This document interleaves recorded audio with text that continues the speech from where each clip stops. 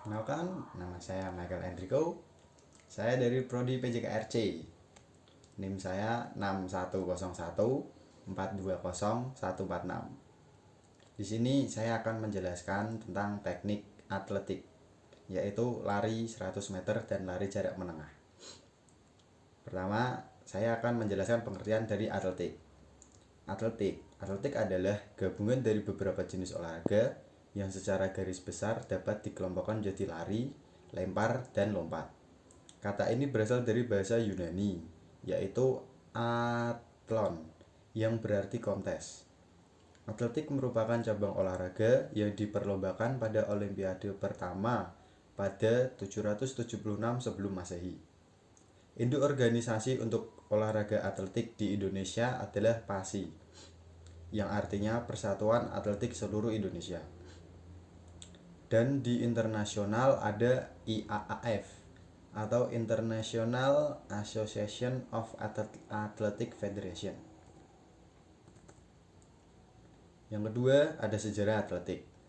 Atletik dimulai pada saat diselenggarakan Olimpiade pertama. Atletik sendiri, event yang diselenggarakan pada Olimpiade tersebut 776 sebelum Masehi. Saat itu, satu-satunya event yang ada adalah perlombaan lari atau step. Ada beberapa games yang digelar selama era klasik Eropa. Pan-Cleaning Games 1. The Pythian Game dimulai 6 sebelum Masehi. Digelar di Argolid setiap 2 tahun sekali. Yang kedua, The Isthmian Game dimulai 523 sebelum Masehi. Digelar di Isthmus dari Korin setiap 2 tahun. The Nemean Games yang ketiga dimulai pada 515 sebelum Masehi. Diadakan di Argolid setiap 2 tahun sekali. The Roman Games. The Roman Games berasal dari bahasa Yunani murni yang menggunakan perlombaan lari dan lempar. Pada abad ke-19, organisasi formal dari event modern pun dimulai. Pada saat itu, mulailah dimasukkan olahraga reguler dan latihan rezim sekolahan. Pada tahun 1869, berlangsungnya olahraga modern. Atletik modern pada saat itu organisasi di trek berjarak 400 meter.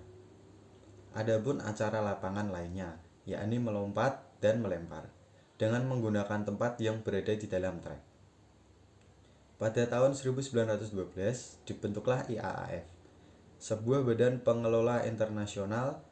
Pada tahun 1983, IAAF menyelenggarakan beberapa kejuaraan dunia outdoor. Sebagian ada yang merupakan pertandingan regional seperti kejuaraan Eropa, American Games, dan Commonwealth Games. Yang pertama, lari 100 meter. Di dalam lari sprint 100 meter, ada 3 hal penting yang harus dikuasai oleh setiap pelari, yaitu teknik start, teknik lari, dan teknik finish. A. Yang pertama, teknik start. Dalam perlombaan lari dikenal 3 macam start, yaitu start jongkok atau crouching start digunakan pada lari jarak pendek. Start berdiri atau standing start digunakan pada lari jarak menengah, jarak jauh dan maraton. Start melayang atau flying start digunakan lari sambung atau estafet oleh pelari kedua dan pelari berikutnya. Teknik finish. Ada beberapa cara yang dapat dilakukan pelari pada waktu melewati garis finish, diantaranya 1. Lari terus tanpa mengubah sikap lari. 2. Dada dicondongkan ke depan, tangan kedua-duanya diayunkan ke bawah belakang. Di Amerika lazim disebut the lunge atau merobohkan diri. Ketiga, dada diputar dengan ayunan tangan ke depan atas sehingga bahu maju ke depan. 4. Cara yang paling baik untuk memasuki garis finish adalah dengan cara dada dicondongkan ke depan dengan tangan diayunkan ke belakang. Karena cara ini paling efektif dan biasa dilakukan oleh atlet-atlet lari jarak pendek 100 meter. Yang kedua, lari jarak menengah. Lari jarak menengah menempuh jarak 800 meter dan 1500 meter. Start yang digunakan untuk lari jarak menengah nomor 800 meter adalah start jongkok. Sedangkan untuk lari 1500 meter menggunakan start berdiri. Pada lari 800 meter, masing-masing pelari berlari di lintasannya sendiri.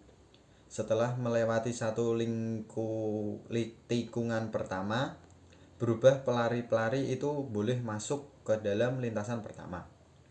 Hal yang perlu diperhatikan pada lari jarak menengah adalah penyesuaian antara kecepatan dan kekuatan atau stamina dari masing-masing pelari. Adapun yang perlu diperhatikan pada lari jarak menengah.